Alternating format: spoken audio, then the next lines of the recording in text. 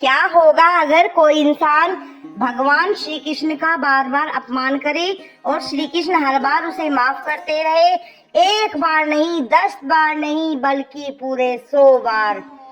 लेकिन सबसे बड़ा सवाल ये है, आखिर श्री कृष्ण 100 अपराधों तक ही क्यों रुकी?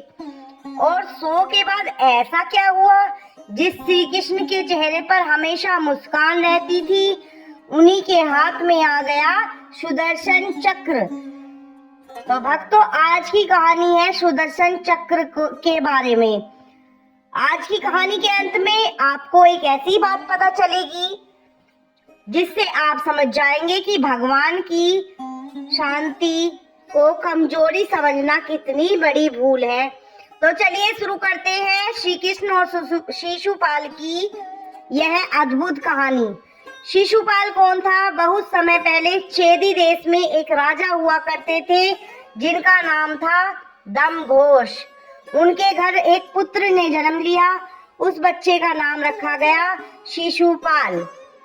लेकिन उसके जन्म के समय कुछ ऐसा हुआ जिसे देखकर उसके माता पिता डर गए। उस बच्चे के शरीर पर कुछ असामान्य लक्षण थे। तभी आकाश से एक भविष्यवाणी हुई जिसकी गोद में जाते ही यह बालक सामान्य हो जाएगा, उसी के हाथों एक दिन उसकी मृत्यु होगी। अब सोचिए, एक माँ अपने बच्चे के बारे में ऐसी बात सुनकर कितना डर गई होगी। कई लोगों ने बच्चे को गोद में लिया लेकिन कुछ नहीं हुआ। फिर एक दिन वहां पर श्री कृष्ण आए। जैसे ही उन्होंने शिशुपाल को श्री कृष्ण की गोद में रखा, उसका शरीर सामान्य हो गया। जो शिशुपाल की माता थी वो समझ गई कि श्री कृष्ण ही मेरे बेटे की मृत्यु का कारण बनेंगे, जिससे मेरा बेटा डरावनी भविष्यवाणी के अनुसार मरेगा। वो कोई और नहीं, श्री कृष्ण है। माँ ने श्री कृष्ण से अपने बेटे के लिए वचन मांगा। उन्होंने कहा, कृष्ण, मेरे बेटे से चाहे कितनी भी गलतियां हो उसे क्षमा कर देना। और श्री कृष्ण ने कहा, मैं इसके 100 अपराध क्षमा करूंगा। बस यहीं से शुरू होती है इस कहानी की सबसे बड़ी पहेली।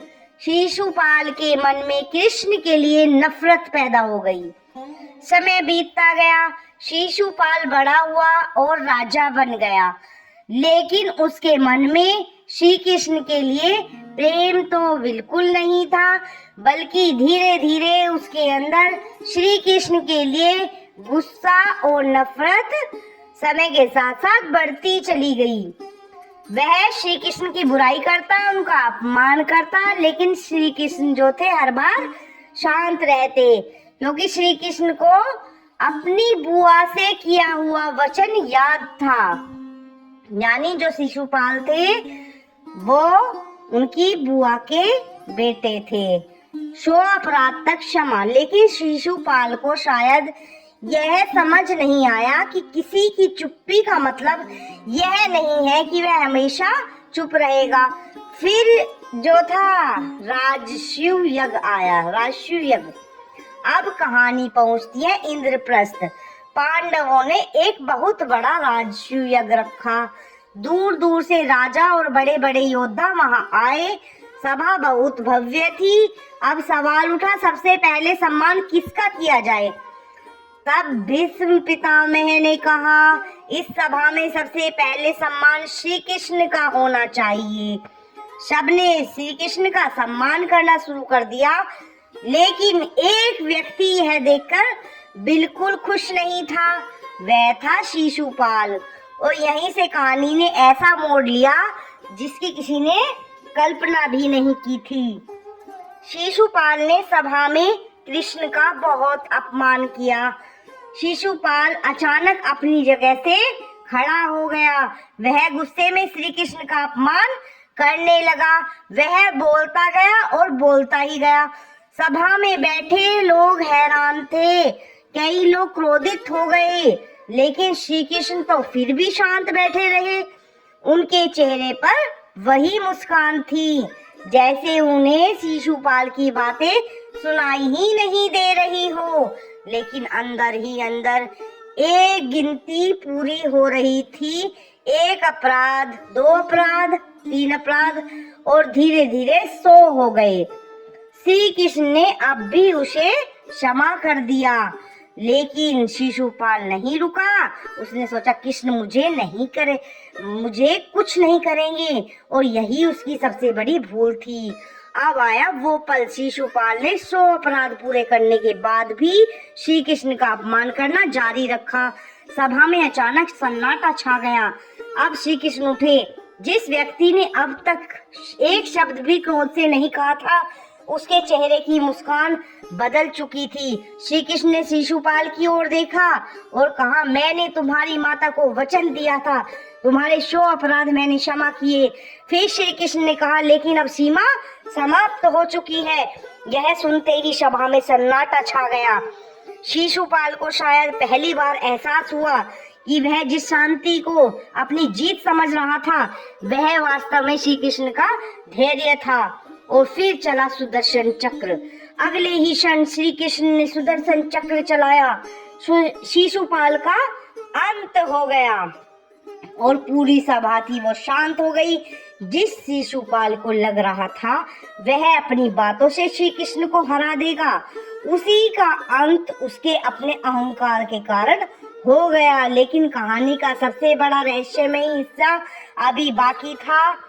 कहा जाता है शिशुपाल के शरीर से एक दिव्य प्रकाश निकला और श्री कृष्ण में ही विलीन हो गया। सभा में मौजूद यह देखकर सभी आश्चर्यचकित रह गए। जिस व्यक्ति ने पूरी जिंदगी श्री कृष्ण का विरोध किया, अंत में वही श्री कृष्ण में विलीन हो गया। अब जरा सोचिए, श्री कृष्ण चाहते तो शिशुपाल को पहले ही रोक सकते थे, लेकिन उन्होंने ऐसा नहीं किया। उन्होंने अपनी बुआ को दिया हुआ वचन निभाया।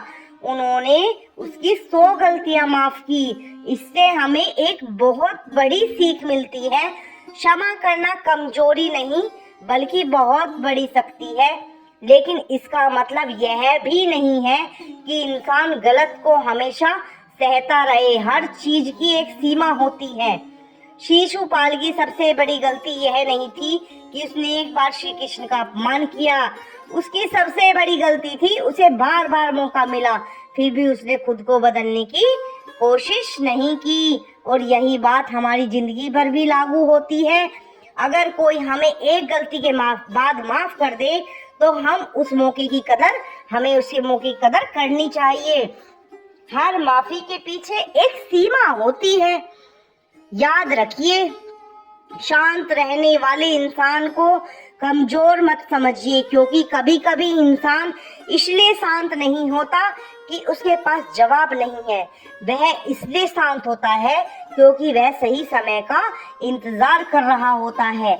श्री कृष्ण ने शिशुपाल को 100 बार माफ किया, लेकिन 101 भी बार उन्होंने यह बता दिया कि धैर्य की भी एक सीमा होती है। इसलिए जिंदगी में अहंकार मत पालिए, किसी की अच्छाई का फायदा मत उठाइए, और जब कोई आपको दूसरा मौका दे तो उसे अपनी जीत मत समझिए, उसे खुद को सुधारने का एक मौका समझिए। क्योंकि श्री कृष्ण की यह कहानी हमें यही सिखाती है, क्षमा मांगने वाला महान नहीं होता, क्षमा का सम्मान करने वाला महान होता है। अगर आपको श्री कृष्ण की ऐसी ही रहस्यमयी और सीख देने वाली कथाएं पसंद है तो वीडियो को लाइक करें, चैनल को सब्सक्राइब करें और कमेंट में सिर्फ एक बार लिखिए, राधे राधे, जय श्री कृष्णा, राधे राधे, जय श्री कृष्णा, राधे राधे। मिलते हैं अगली वीडियो में एक और नई जानकारी के साथ, एक और नई कहानी के साथ। तब तक के लिए राधे राधे।